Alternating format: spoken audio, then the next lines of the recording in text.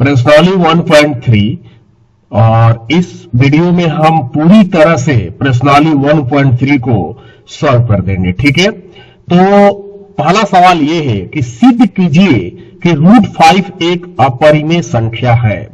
तो करना क्या है आपको कि आपको सबसे पहले इसका विपरीत मान लेना है कि अगर अपरिमेय सिद्ध करना है तो आपको मानना यह है कि √5 एक परिमेय संख्या है।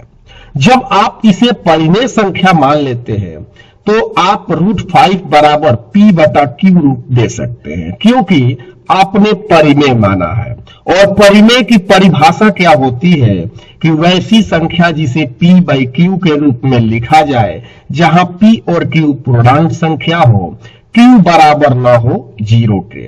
और आप यह भी कह सकते हैं कि P और Q सह अभाज्य संख्याएं हो, मतलब ऐसी संख्या हो जो एक के अतिरिक्त किसी अन्य संख्या से P और Q विभाजित ना हो। ठीक है, तो आप ये सारी चीजें आप जहां में जो लिखी गई है इसे आप जरूर लिखें जब आप परिमेय संख्या की परिभाषा देते हैं। तो हमने तो मान लिया है कि √5 एक परिमेय है, तो हम कह सकते हैं कि √5 बराबर P/Q, क्योंकि हमने इसे परिमेय मान लिया है। ठीक है, अब हम क्या करेंगे कि दोनों ओर वर्ग करते हैं। ठीक है, तो √5 का वर्ग कर देंगे तो √5 का स्क्वायर और P/Q का भी वर्ग कर देते हैं। ठीक है, अब √5 का वर्ग कितना होता है? 5 होता है, और P/Q है, इसको 2 बार गुना करेंगे तो P² भी होगा और Q² भी होगा। मुझे पूर्ण विश्वास है कि आप सभी को समझ में आ रहा होगा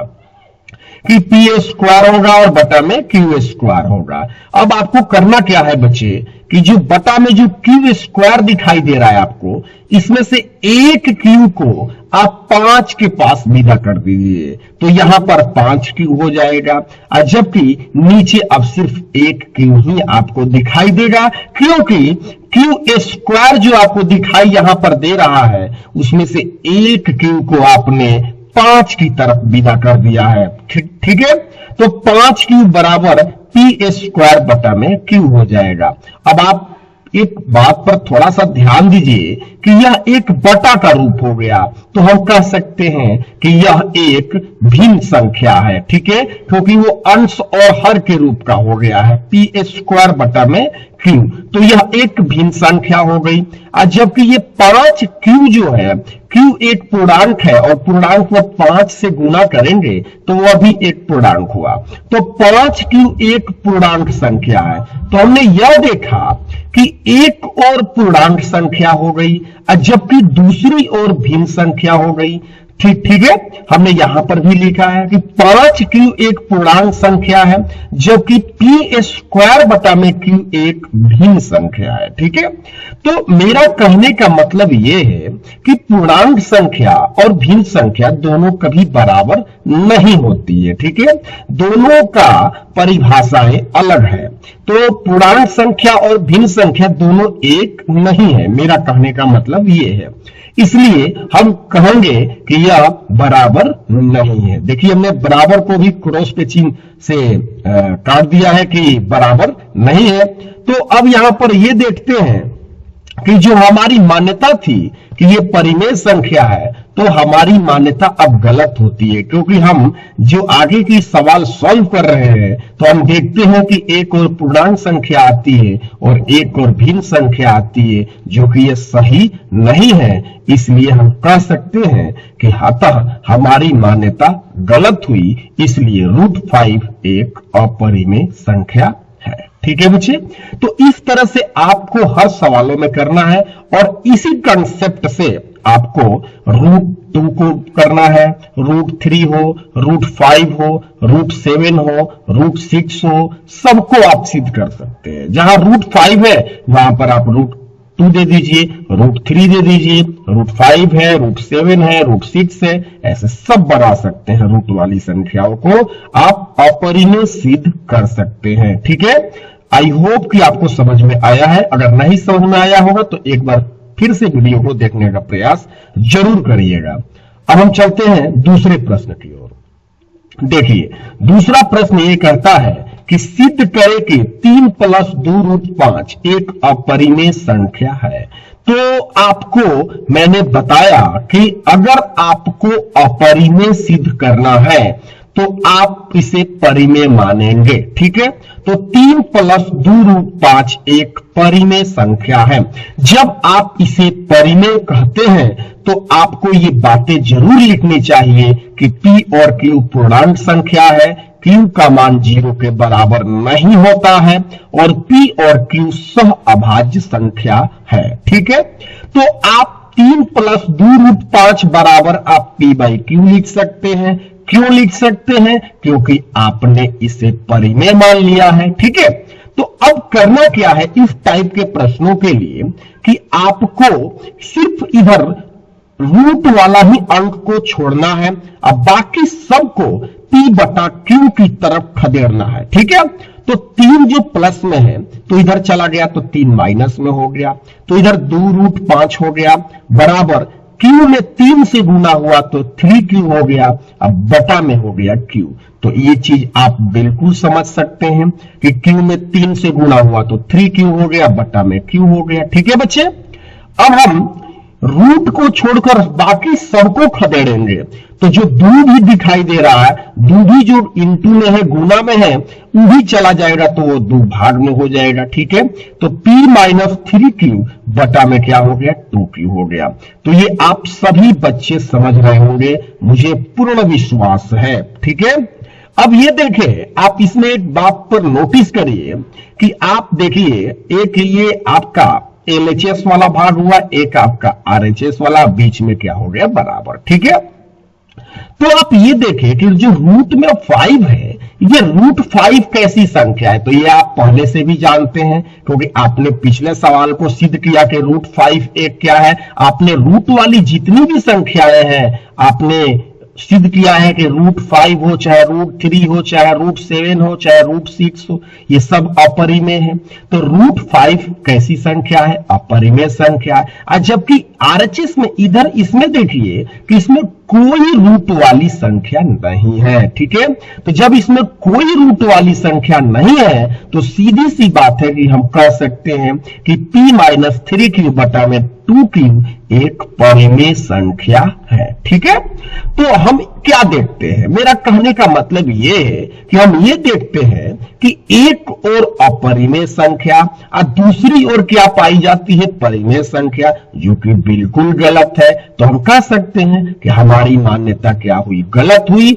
इसलिए 3 + 2√5 एक अपरिमेय संख्या है, ठीक है। इस तरह से इस प्रश्न को हम सॉल्व करेंगे। आप फिर से देख लीजिए कैसे इसे बनाया गया है। आप इसे अपने कॉपी पर उतार के एक बार फिर से समझने का प्रयास करें। मुझे उम्मीद है कि आपको समझ में जरूर आएगा, ठीक है।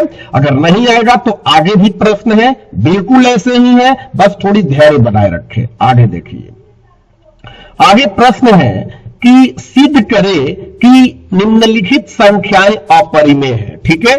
तीसरा का पहला प्रश्न है, तो 1/√2 को आपको सिद्ध करना है कि अपरिमेय है। देखिए, हमने मान लिया कि 1/√2 कैसी संख्या है?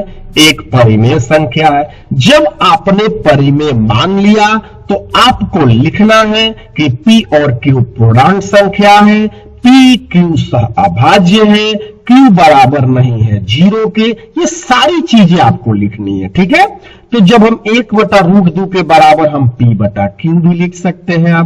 अब एक काम करें इसमें कि आप इसमें हर का परिमेयकरण कर दीजिए।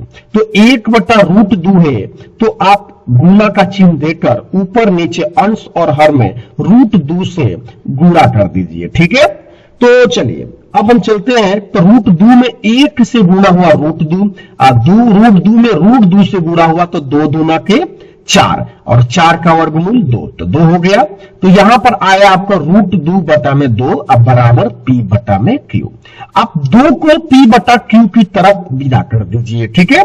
तो 2 जो नीचे है यानी कि भाग में है तो उधर जाएगा तो गुना में हो जाएगा तो 2P हो जाएगा। देखिए यहां 2P बन गया। अब बटा में क्या हो गया? Q। तो यहां पर हम ये देखते हैं कि ये जो रूट 2 दिखाई दे रहा है, और हमने पहले भी बताया बच्चे आपको कि रूट 2 हो, रूट 3 हो, रूट 5 हो, रूट 7 हो, ये सब आपने पहला ही क्वेश्चन सिद्ध किया था रूट 5 के आधार पर कि ये सब के सब रूट वाली संख्याएं जो होती वो अपरिमेय होती है। तो हमने ये देखा कि रूट में जो 2 है वह एक अपरिमेय संख्या है, जबकि इधर आरएचएस में देखते हैं कि 2p बटा में q है, इसमें कोई भी संख्या रूट में नहीं है। तो सीधी सी बात है कि हम कह सकते हैं कि 2p बटा q एक परिमेय संख्या है। तो मेरा मतलब ये हुआ कि एक और अपरिमेय संख्या और दूसरी और परिमेय संख्या, ये तो कदापि सत्य नहीं है। ठीक है, तो हम कह सकते हैं कि अपरिमेय संख्या बराबर नहीं होता है परिमेय संख्या के, इसलिए हमारी मान्यता क्या होती है, गलत होती है। इसलिए 1 बटा रूट 2 एक अपरिमेय संख्या है। ठीक है बच्चे, तो ये भी सवाल आप एक बार जरूर अपने कॉपी पर उतारें और तब जाकर इसको देखने का प्रयास करें, एक बार फिर से लगाएं, फिर से सोचे समझे, जरूर समझ में आएगा। ठीक है, फिर अब अगले प्रश्न की ओर चलते हैं, और ये अभी तीसरा का पहला प्रश्न था। अब हम दूसरे प्रश्न की ओर चलते हैं। देखिए दूसरा प्रश्न ये है बच्चे कि 7 रूट 5 को सिद्ध करना है कि अपरिमेय है। तो हमने मान लिया कि 7 रूट 5 कैसी संख्या है, एक परिमेय संख्या है। जब 7 रूट 5 एक परिमेय मान लिया तो हम कह सकते हैं कि 7 रूट 5 बराबर p बटा q, क्योंकि हमने क्या मान लिया, परिमेय मान लिया। और जब भी आप परिमेय की बात करें तो इसे जरूर लिखें कि p और q पूर्णांक संख्या है, p q सहअभाज्य है, q का मान 0 के बराबर नहीं होना चाहिए। ठीक है बच्चे, अब देखिए इसमें करना क्या है कि रूट वाला को छोड़कर बाकी जो इसके साथ है उसको सबको खदेड़ दीजिए। ठीक है, मतलब p बाई q की तरफ भेज दीजिए। तो 7 गुना में है तो इधर आ गए तो भाग में हो गया, तो p बटा में 7q हो गया। आप सभी बच्चे समझ रहे होंगे। तो यहां पर बचा अकेला रूट 5। तो मैंने पहले भी बोला कि रूट 5 कैसी संख्या है, तो आपने जवाब दिया कि अपरिमेय है। और इधर बताइए p बाई 7q में कोई रूट में है क्या, बताइए p बाई 7q में कोई रूट में है क्या, नहीं है। तो इसका मतलब ये कौन सी संख्या हो गई, परिमेय हो गई। तो आपने ये देखा कि रूट 5 एक अपरिमेय संख्या है, जबकि p बाई 7q एक अपरिमेय संख्या है। यानी कि एक और अपरिमेय संख्या और दूसरी और परिमेय संख्या ये कभी बराबर नहीं हो सकता। इसलिए हमारी मान्यता क्या होती है, गलत हुई। इसलिए 7 रूट 5 एक अपरिमेय संख्या है। ठीक है बच्चे, ये भी आपको सवाल जरूर समझ में आया होगा। ठीक है, अब हम चलते हैं एक लास्ट प्रश्न की ओर, तीसरा। देखें तीसरा प्रश्न ये कहता है बच्चे कि 6 प्लस रूट में 2 एक अपरिमेय संख्या है, ये सिद्ध करना है। तो फिर वैसे ही मान लेंगे कि 6 प्लस रूट में 2 एक परिमेय संख्या है। जब आप इसे परिमेय मान लेंगे तो 6 प्लस रूट 2 को सीधी सी बात है कि आप इसे p बाई q के रूप में लिखेंगे। ठीक है, तो अब इसके बाद आप जहां वाली बातें तो जरूर लिखें कि p और q पूर्णांक संख्या है, p q सहअभाज्य संख्या है, q बराबर नहीं है 0 के। ठीक है, देखिए अब आगे चलते। देखिए ये दोनों बातें p और q पूर्णांक है और q बराबर नहीं है 0 के, ये जरूर लिखना है आपको, भले ये छूट जाए। ठीक है, ये छूट जाए तो चलेगा, लेकिन ये दोनों नहीं छूटनी चाहिए। ऊपर वाला p और q पूर्णांक और q बराबर नहीं है 0 के। ठीक है, चलिए अब 6 प्लस में तो इधर विदा करिए तो माइनस में हो जाएगा। तो रूट 2 बराबर, अब q में 6 से गुना हुआ तो p माइनस 6q बटा में q। ठीक है, अब आप देखिए आपने इधर क्या देखा, एक और ये रूट में 2, तो root 2 root 3 root 5 root 7 root 11 root 13 root 17, ये सब कैसी संख्या है बच्चे, ये सब अपरिमेय है। आपने सिद्ध भी पहले किया था पहला क्वेश्चन से कि रूट 5 एक अपरिमेय है। ठीक है, तो √2 एक अपरिमेय है, इसमें कोई भी संख्या रूट वाली नहीं है। ठीक है, तो हम कहेंगे कि यह क्या है, ये तो परिमेय है। तो हम क्या देखते हैं कि √2 एक परिमेय संख्या है, जबकि p-6q बटा में q एक परिमेय संख्या है। ये यानी √2 अपरिमेय संख्या और p-6q बटा q एक परिमेय संख्या। तो मेरा कहने का मतलब यह है बच्चे कि एक और अपरिमेय संख्या और एक और परिमेय संख्या, ये तो बिल्कुल गलत है ना।